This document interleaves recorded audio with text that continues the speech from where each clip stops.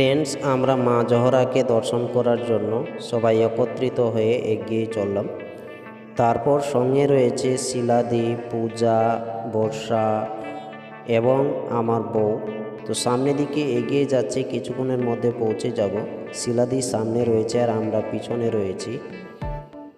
তারপর আমরা কিছুক্ষণের মধ্যেই প্রায় পৌঁছাতেই চলেছি। আর পূজা আর বর্ষা খুব শান্তশিষ্টভাবে এগিয়ে চলেছে। তো সামনের দিকে প্রায় যে বাগানগুলো দেখছেন, সেই বাগানে প্রায় পার্কিং করার জায়গা রয়েছে। এখানে গাড়ি পার্ক করে অনেকজন বিশ্রাম করে, বিভিন্ন জায়গা থেকে মানুষগুলো আসে। তো আমরা সামনের দিকে এগিয়ে চলেছি, কিছুক্ষণের মধ্যেই আমরা মা জহরাকে দর্শন করতে পাবো। প্রায় মেলার দিকে ঢুকতেই চলেছি। সামনের দিকে ব্রেক ডান্সের জন্য কিছু জায়গা করা রয়েছে। এখানে দুটো ছেলে সে ডান্সগুলো করছে এবং খুবই ভালো লাগছে দেখে। ওয়াও!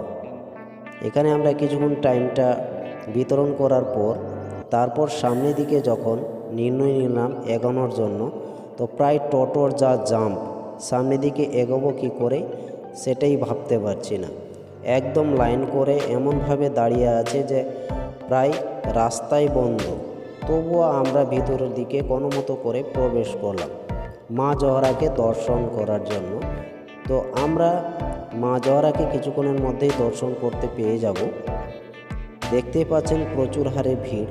এই তো মা জহরার মন্দিরের পাশাপাশি আমরা প্রত্যেকে দাঁড়িয়ে আছি। এখানে আমাদের সেফটির জন্য সিভিক এবং পুলিশ উপস্থিত রয়েছে। তারপর আমরা কিছুটা আর পায়ে হেঁটে সিঁড়ি দিয়ে এগিয়ে গেলাম। তারপর পাশেই দেখছি মা জহরাকে দর্শন করার পর অনেকজন ভোগ বিতরণ করে। তো ভোগের সম্পূর্ণ যাবতীয় জিনিস এখানে পাওয়া যায়। তারপর মা জহরাকে আমরা সামনে থেকে প্রত্যেকে দর্শন করলাম। করার পর এখানে আমরা নির্ণয় নিচ্ছি কে কী নেবে, কে কী খাবে। তো রাজাবাবু কিছু খাওয়ার ডিমান্ড এখনও পর্যন্ত করেনি। এখানে পাঁঠাগুলো বাঁধা রয়েছে। এখানে পূজা শেষ হয়ে যাওয়ার পরে এই পাঁঠাগুলোকে বলি দেওয়া হবে যাদের মানতি করা রয়েছে। তারপর এখানে নির্ণয় নেওয়া হলো আমার মেয়ে এবং পূজা দুজন মিলে কিছু কেনাকাটা করবে। তো আমরা উপরেই থেকে আমরা কিছুক্ষণ প্রতীক্ষা করব। তারা ভিতরে গেল দুই বোন মিলে এবং তার সঙ্গে শিলাদিও গেছে।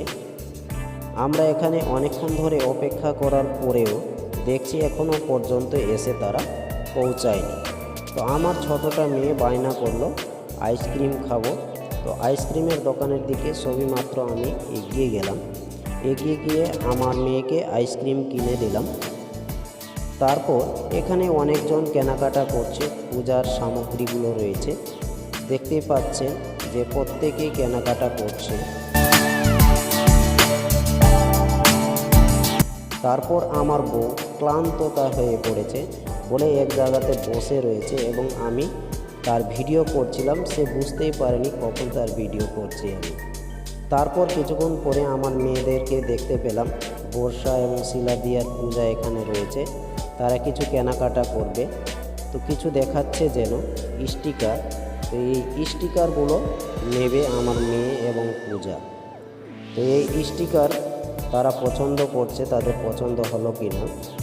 তো স্টিকার কেনাকাটার পর ফুচকার দোকানে গেলাম আমরা ফুচকা খাওয়ার জন্য। তো এখানে যতটা ভিড় কি বলবো, অনেকক্ষণ ধরে লাইনে থাকার পরে সে লাইনটা শেষ মুহূর্তেই পেলাম। তারপর এখানে বললাম যে এদেরকে প্রত্যেকে 20টা করে ফুচকা খাইয়ে দাও। তারপর আমরা এখান থেকে চলে আসলাম। ফুচকা খেতে পারলাম না কারণ অতিরিক্ত গরম এবং আর ভিডিও করার ইচ্ছা করছে না। আমরা এই মুহূর্তেই বাড়ি ফেরার নির্ণয় নিলাম।